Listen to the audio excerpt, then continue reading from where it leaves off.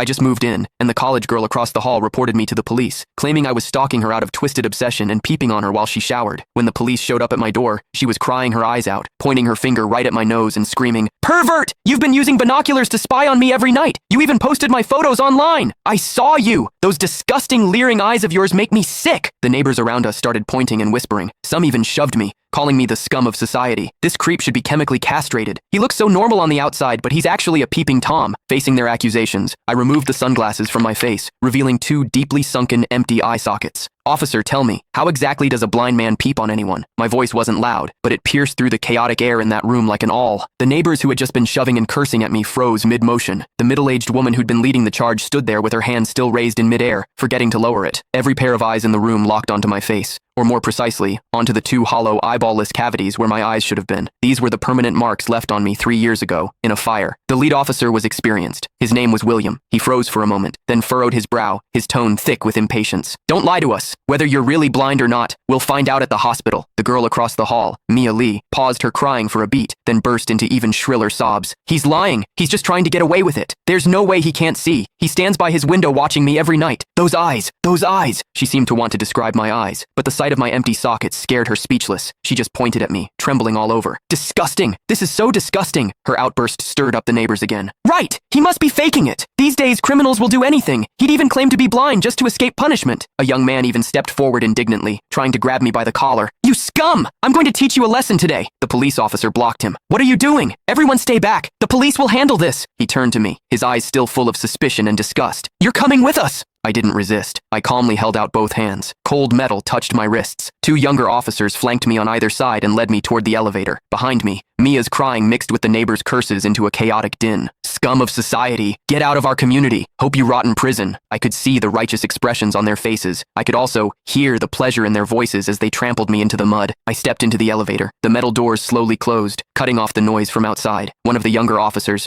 probably new to the job, couldn't help but ask me quietly, Are you really blind?" I tugged at the corner of my mouth but didn't answer. The other officer patted his shoulder, signaling him to keep quiet. But I knew that in their minds, the scales had already tipped completely in favor of that tearful young girl. After all, it was a young, pretty, pitiful college student on one side, and on the other, a suspicious man living alone, wearing sunglasses. In their eyes, it was crystal clear who was the victim and who was the perpetrator. What they didn't know was this. Sometimes, what the eyes see is the biggest lie of all. And I, a blind man, had seen something that none of them had. For instance, when Mia accused me, her heartbeat was steady, without a single ripple of genuine emotion. The interrogation room at the police station was harshly lit by fluorescent lights, and the air smelled faintly of mildew. I sat on a cold metal chair. Across from me were William and a female officer. Click the link in my bio to get the full story for free.